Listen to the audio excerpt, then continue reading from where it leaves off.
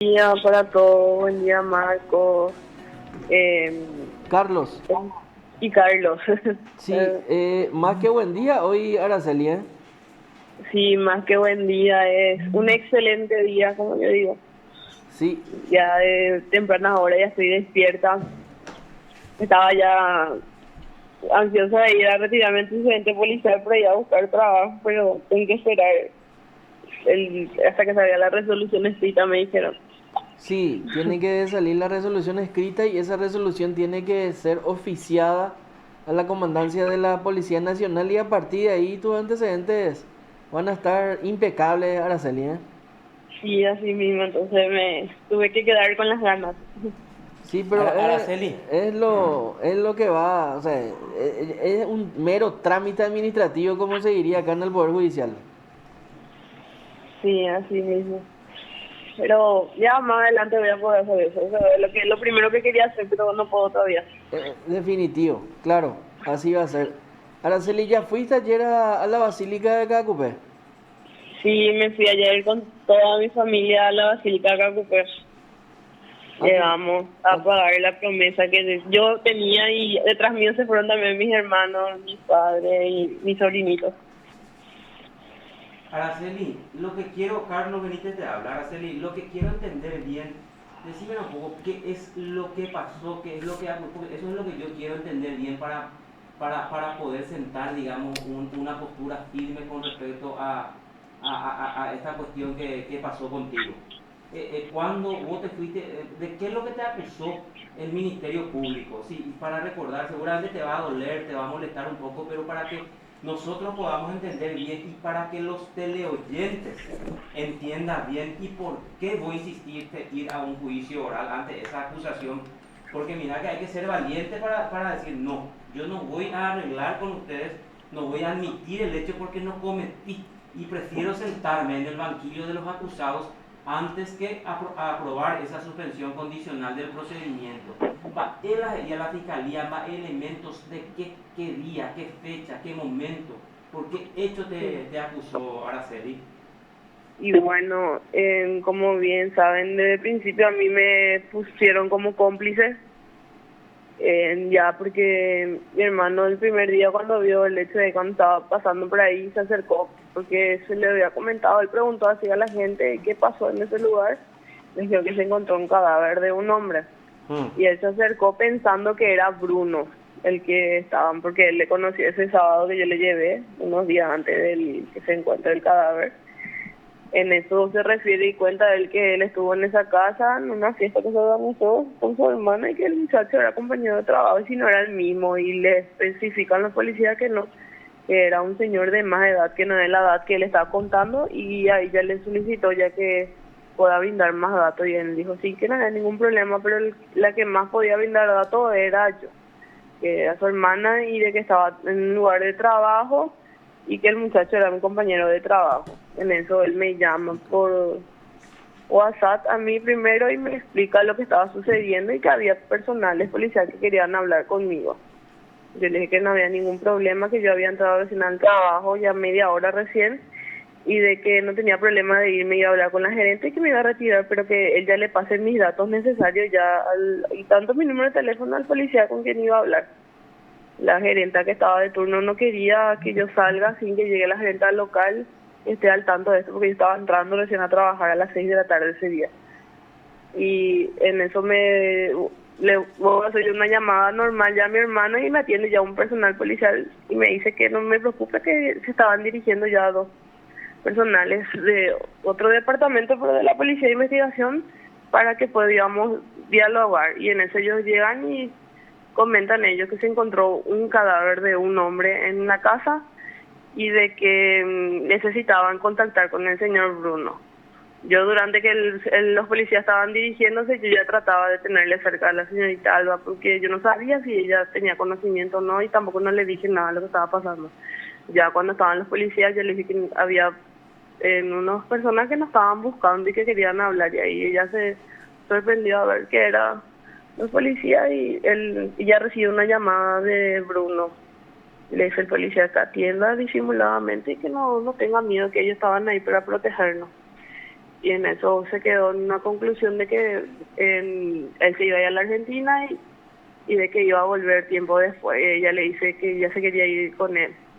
Y quedaron en que se iban a encontrar en un punto y ahí nos pidió el policía que nos acompañemos hasta que se le pueda agarrar a Bruno y luego yo podía volver a mi trabajo. Yo de mi cartera retiré un dinero que tenía como para mi taxi, ¿verdad? Porque yo tenía que volver otra vez para las 12 de la noche, lo que sería el cierre de la limpieza o lo que sea, porque tenía que hacer unas limpiezas específicas de unas máquinas. Con esa condición, mi gerenta me dio la autorización que me vaya con los policías, porque ellos dijeron que en todo momento yo iba a volver y que ya se me iba a llamar la fiscalía para poder dar mis declaraciones. En eso nos fuimos con ellos y ellos seguían en contacto vía WhatsApp con Alba Bruno. Y el primer punto de encuentro iba a ser en la Municipalidad de Asunción y luego él, cuando estábamos llegando a Metro, le escribe que no, que le diga al taxista que íbamos a encontrarnos, ellos iban a encontrar a terminal, se supone que yo me quedé a trabajar. Y en eso él se volvió a escapar de los policías y ya se dio a la fuga ya al lado argentino. Y en los cargos que a mí me quería atribuir la fiscalía siempre fue como cómplice. Después mis propios abogados tuvieron que, ya no habiendo prueba como cómplice para poder salir en salida de la alternativa a la prisión preventiva, ellos solicitaron la baja de calificación y ellos me bajaron a omisión de dar aviso, frustración a la persecución penal y reducción. Y esos fueron los cargos con quien yo fui a preliminar, y igual el juez escuchó todo y aparentemente parecía que iba a salir también sobreseída al igual que mi hermano, pero no decidió enviar más juicio oral. Y yo no acepté la culpa leve y dije yo no, si no hay nada en mi contra y yo sé, yo igual voy a pasar, no importa, porque a mí me llevaban así que un proceso judicial puede durar en Paraguay hasta 5 años a 10 años para poder conseguir una sala disponible para la ejecución. Y yo le dije a mis abogados que yo no tenía problema de pasar esto, que yo quería demostrar mi inocencia y dónde llegamos hasta este punto en juicio oral. Claro, pero vos te fuiste, estuviste en algún momento en la casa donde se cometió el hecho, Araceli. Y como yo conté en mi declaración, siempre, el primer día que yo me fui en la casa me fui con la señorita Alba cuando estaba terminando el tatuaje. Y ahí nosotros nos fuimos a lo que sería un bar conocido, o sea, un lugar gastronómico y luego la costanera. Y después ahí empecé a entablar relacionamiento con Bruno así más de cerca, detrás de Alba, porque Alba es lo que era más apegada a mí en lo laboral. Pero ¿qué día, qué fecha y qué hora vos te fuiste a la casa? Yo me fui el 29, como bien tienen ustedes a disposición mi declaración, que pueden disponer de eso sin problema. Y lo que yo conté siempre también, que yo le llegué a conocer al señor Julio. En ese entonces él solamente se presentó como Don Roja el día 2 de octubre, cuando yo me fui con Bruno a la casa. Y el señor estaba sentado en la sala, compartimos lo que Bruno trajo para comer y yo estuve un rato grabando mi celular y luego ya me retiré para en la fundación y luego a mi trabajo. Y de ahí fue donde ellos sacaron la deducción de la omisión de dar aviso de un hecho punible.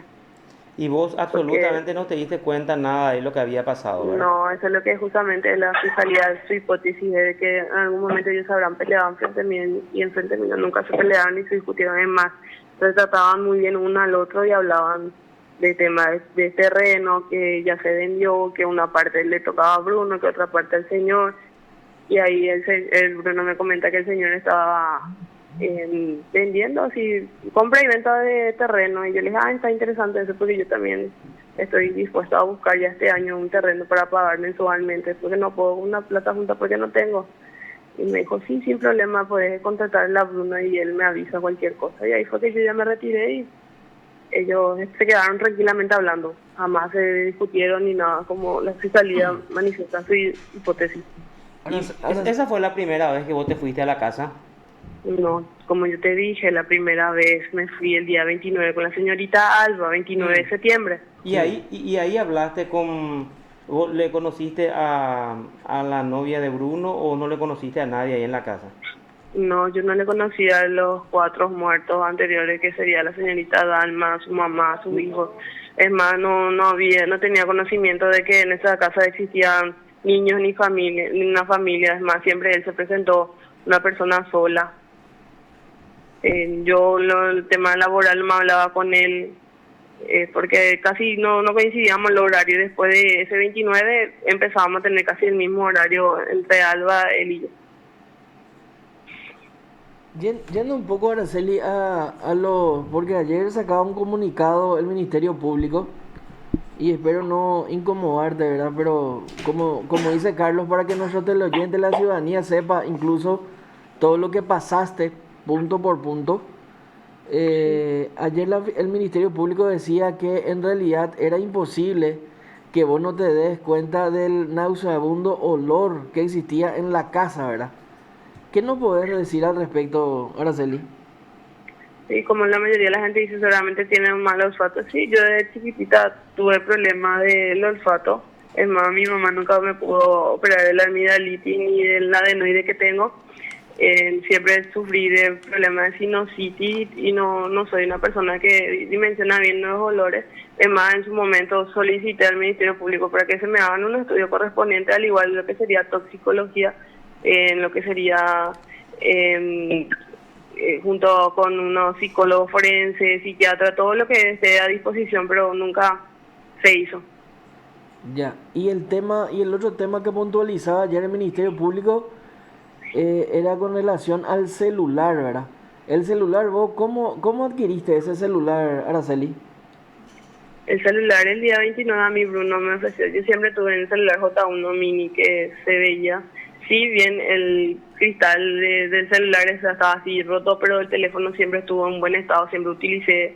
Eso fue mi celular durante un año después de que a mí se me había asaltado. Ya no compré más ningún teléfono, me quedé con ese que mi mamá me había dado. Y después de eso fue que yo adquirí por él, porque era una suma ínfima y que yo podía pagarle cada cuando yo podía, ¿verdad? Porque yo también tenía mi gasto en ese entonces y lo que era para pagar cuentas de la casa y así, porque mis padres prácticamente dependían también del sueldo de mi hermano y el mío para los gastos de una casa. O sea que por Bruno más que yo trabajaba. o sea que Bruno te vendió ese celular. Sí, él me llevó a ofrecer ese teléfono que nunca se metió a peritaje. Es más, el teléfono durante el tribunal, cuando se procedió a sacar, se demostró ante todo que no tenía ninguna contraseña el teléfono, que pudo haber sido procesado en su momento.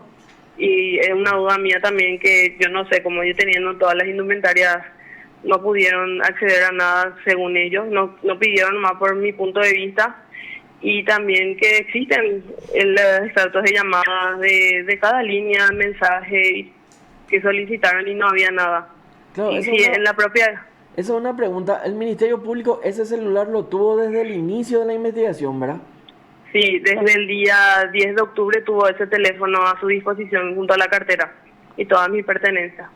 El teléfono que yo tenía, el J1 mini, que yo utilicé, sí, como conté yo en mi declaración, se me había caído ese teléfono que Bruno a mí me vendió. Se ve bien en el circuito de Burger King que al poner en el casillero vuelve a caer otra vez el celular, que yo no eché en ningún momento, como dice el Ministerio Público. El otro teléfono sí siempre estuvo así, pero al momento que se hizo el peritaje y estaba en el informe del doctor Zárate, se ve la foto de perfil que tengo yo en ese celular, que es el que yo usaba, el que la comisaría 17 entregué y puse a disposición de la fiscalía, junto a que me sacaron a un cinto de Burger King, cordones y otras cosas más, entre los zapatones. Eso se presentó todo al Ministerio Público para la disposición y para que ellos puedan realizar su investigación correspondiente. ¿Y por qué piensa tu defensa o misma, por qué no hicieron el peritaje en su momento? Porque la investigación duró un año, ¿verdad? Esa es la duda que nosotros tenemos, que se supone que ellos tenían que hacer ya todo esto, pero yo no sé si fue poco el tiempo o cuál fue el motivo. Ellos van a saber todo esto, pero yo siempre puse a disposición. Es más, siempre se le manifestó también a la fiscala que se podía poner a disposición en las líneas telefónicas que tenían mis padres, mi madre, y grande fue mi sorpresa cuando vine a enterarme en sala de juicio oral que al final de cuentas lo que yo había utilizado fue el teléfono de mi mamá, no el mío.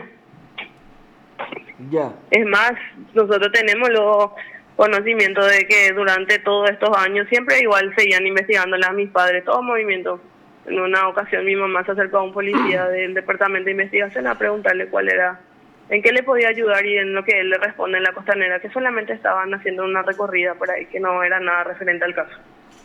Sí, ¿qué, Carlos? O no, o sea, hubo un seguimiento de tus padres, vos decís entonces, una vigilancia.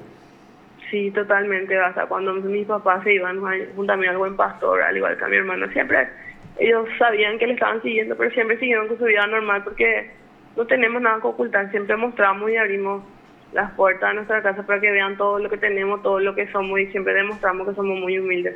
Por eso también, aprovechando la situación, quiero aclarar que en el momento cuando dije que perdí todo en el sentido de que perdí mi dignidad.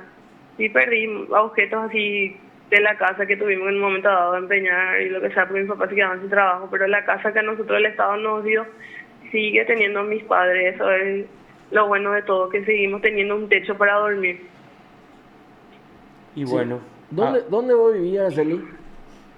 Y ahora ya estoy instalada otra vez en la casa de mi mamá, en la costanera. En la costanera, acá en Asunción. En la costanera. Sí, acá en Asunción. Ya. bueno, Araceli, ¿cómo le describirías a Bruno Marabel? ¿Como Y qué tipo de realmente yo persona? estoy muy sorprendida porque lo que él mostró era totalmente diferente a lo que estaban diciendo el tribunal. Es más, como en muchos medios ya dije, no, aún no me he sentado a sacar mis deducciones, como se dice, es bien, estuve todo el día uno en el juicio oral escuchando todo, pero yo más me enfoqué en lo que era a base mío y todo eso, y poder conseguir mi absolución, demostrar, lastimosamente eso es lo que tenemos que hacer la gente que estamos procesados por algo, es demostrar nuestra inocencia, cuando el que debería de demostrar la culpabilidad siempre es el Ministerio Público. Claro, eso es lo que dice luego la Constitución. O sea, ellos Así tienen que mismo, romper tu estado de inocencia. así mismo. Y bueno, eh, y ahora, ¿qué vas a hacer? ¿Qué proyecciones tenés? ¿Vas a volver a tu trabajo? ¿Te dicen que podés volver? ¿O cuál es tu proyecto de vida, Araceli? Yo en todo momento tengo entendido que la empresa eh, dijo que ni bien termine los 2 años de que una persona se le saque de la empresa o renuncie, puede volver a ir a adquirir y empezar de nuevo en una de las empresas que tiene este grupo, ¿verdad?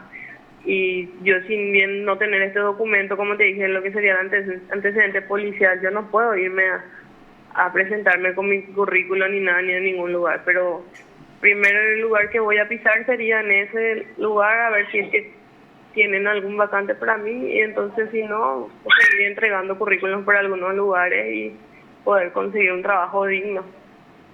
Claro, eso es muy importante y es fundamental ahora, sobre todo que no hay muchas posibilidades de trabajo. También en algún momento dado, ayer en tus declaraciones, vos cuestionaste un poco el trabajo de la prensa. ¿Qué concretamente es lo que criticas, para que podamos todos aprender también de esta lección, Araceli? Y en todo momento la prensa se afocó y empezó a difundir lo que el Ministerio Público decía. Yo entiendo eso, pero a mí me molestó mucho que nunca se acercaron a hablar bien conmigo, y al contrario, si me pedían, la gente, como dicen comúnmente mis familiares amarillistas, se acercaban y sacaban informaciones, pero al final querían utilizar cosas en mi contra y no cosas favorables, y demostraron ante la sociedad como la persona más terrible que pudo ver, que era peor que un narcisista, vamos a decirle, porque a mí me trataron de todo, hasta inclusive llegué a tener malos ratos con mi hija misma en un colectivo. Me trataron de lo peor, de asesina, de niños, de todo. Y eso fue gracias a que la prensa no respetó lo que sería mi estado de presunción de inocencia. Es más, también tuve grandes intenciones de llegar a hablar en su momento, cuando una misma periodista también pidió eso, y ella fue la principal en no respetar, y es la que más me bajaba la caña.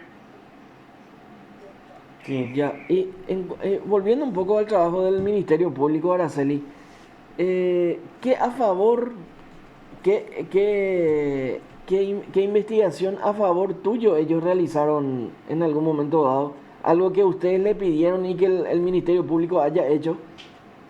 Nada, como en todo momento mis abogados también adquirieron y dijeron a viva voces ante la prensa y todo que no tuvieron acceso a ninguna evidencia en contra mía, que ya cuando fueron expuestas en juicio oral fue recién cuando empezamos a enterar lo que ellos aparentemente decían. Es más, la teoría que ellos tenían en la acusación era diferente y luego cuando llegamos en la dúplica y réplica ellos salieron a decir otras cosas. Cambiaron, era el mismo, ¿cómo te voy a decir? La misma cosa que me estaban aplicando pero con términos diferentes. Ya. Carlos. No, Mariela, ¿tenés alguna pregunta, Araceli? No, ya. Bueno, perfecto. Ya dijiste que no pensás accionar o demandar a los fiscales de la causa o cambiaste de idea, Araceli. No, hasta el momento me mantengo en mi palabra. Yo no, todo este proceso que pasé es más, la periodista que estaba presente vio todos los malos ratos que tuve que pasar durante la autopsia y cosas así. Y yo no me veo nuevamente entablando un juicio otra vez para poder demostrar eso, porque se supone que tiene su proceso. Y si esto luego me costó mucho sobrellevar, no me quiero ver en esta situación y por eso no tengo en mente eso. No, es más, no quiero, solamente quiero trabajar y empezar mi vida digna. ¿Tu abogado, más, sí. vos tuviste abogado público o abogado particular? No, yo tuve abogados particulares que son realmente mis ángeles. Son unas personas que igual vieron la carencia que nosotros teníamos, igual se pusieron a disposición de ayudarnos. Son unas personas muy humildes y es más bien, como ellos dicen, es una experiencia más para ellos como abogado, pero también fueron unas personas muy humildes y muy fortalecidas y siempre estuvieron así. Yo en los últimos tiempos le sentía a mi abogado como parte de mi familia, no como mi abogado. ¿Y ellos cómo llegaron a vos o vos cómo llegaste a ellos? Bueno, yo tenía que quedarme con la asesora pública, pero cuando me pusieron o sea, la idea que me dieron que yo tenía que abstenerme y cuando veía en la prensa cómo me estaban bajando la caña, mi mamá y mi papá empezaron a buscarse y era otra persona la que tenía que agarrar mi caso y ellos llegaron solamente para darle una asesoría jurídica a mis padres. Era por medio de una profesora en la escuela que mis papás trabajaban y ella fue la luz del sol que en ese momento de oscuridad ella habló porque es pariente de estos señores que siempre estuvieron. Y desde el primer instante mis papás le pidieron que por favor se queden con nosotros en el caso y ellos accedieron totalmente y como dije, son mis ángeles aquí en la tierra. Sin ellos yo no hubiese podido llegar a este punto y sobre todo siempre confiaron en mí y siempre se mantuvieron a mi lado firmes. ¿Cómo se llaman ellos? La doctora Marta Kohler y el doctor Néstor Candia. Néstor Candia. Marta Kohler y el doctor Néstor Candia.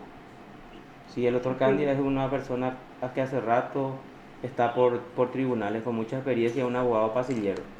¿Cómo el doctor Candia me dijiste el nombre? Néstor. Néstor Candia. Néstor Sí. Candia.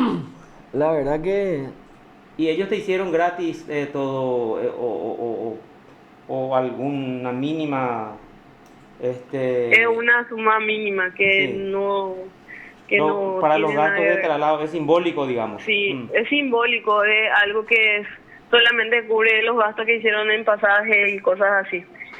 No es lo mismo con mi hermano, porque imagínate que él llevó los dos casos, el primero sobre seguimiento de mi hermano y luego el mío siempre estuvo defendiéndonos a los hermanos, o sea, como siempre decía.